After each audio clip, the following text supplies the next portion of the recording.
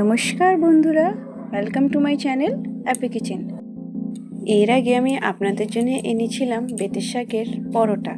আজকে আমি বানাবো আপনাদের জন্য বেতের শাকের রায়তা।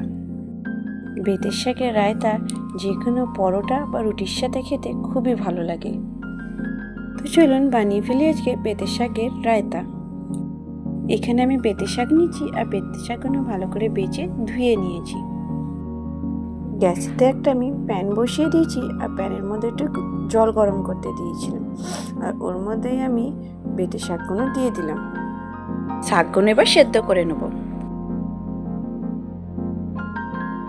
5 মিনিট পর চাপাটা খুলে দেখছি বেটে শাকগুলো ভালো সেদ্ধ হয়ে গেছে। এবার বেটে শাকের জলটা একটু ঝাড়িয়ে নেব। একটা জালিদার পাত্র নিলাম আর ওর মধ্যে বেটে শাকের সব জলটা ঝাড়তে দিয়ে দিলাম। আর শাকের ওপরে একটুখানি ওপর থেকে ঠান্ডা জল দিয়ে দিলাম যাতে শাকের কালারটা বেশ ভালো থাকে। শাকটা আপনারা চাইলে মিক্সিতেও বেটে নিতে পারেন, কিন্তু আমি এখানে এটা শিলনোড়ায় বাটবো। আর 4 থেকে 5টা রসুনে কোয়া দিলাম। শিলেতে বেশ বাটলে রায়তার টেস্টটা বেশ খুব ভালো হয়। সব শাক আমার এখানে বাটা হয়ে গেছে। এখানে আমি একটা পাত্রে দই নিলাম আর দইয়ের মধ্যে এখানে আমি বিট নুন দিয়ে দিলাম। আর এবার দিয়ে দেবো এখানে গোলমরিচ গুঁড়ো করে দইয়ের মধ্যে দিয়ে দিলাম আর দিয়ে দিলাম এখানে জিরে গুঁড়ো। আর এবার বেতে শাকটা যে পিষে রেখেছিলাম ওইটা পুরো এর মধ্যে দিয়ে দিলাম। দিয়ে এবার ভালোভাবে মিক্স করে নেব।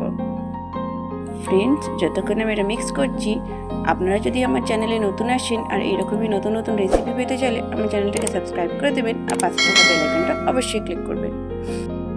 এবারে একটু আমি জল মিশিয়ে দিলাম আর একটু ভালোভাবে ফেটিয়ে নিয়ে রায়তাটাকে একটু পাতলা করলাম। রায়তা একটু পাতলা হলেই ভালো লাগে, বেশি গাঢ় রায়তা ভাল লাগে না।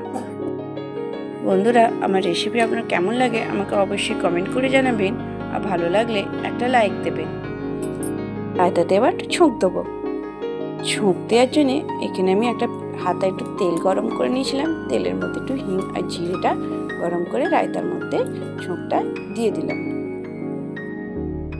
এবার এই ছোঁকটা ভালোভাবে রায়তার মধ্যে মিক্স করে আর একবার ফাটিয়ে নিলাম। এখানে আমার বেতের শাকের রায়তা পুরোপুরি রেডি হয়ে গেছে। এইটা আবার আপনারা গরম পরোটা বা রুটির সঙ্গে এনজয় করতে পারেন।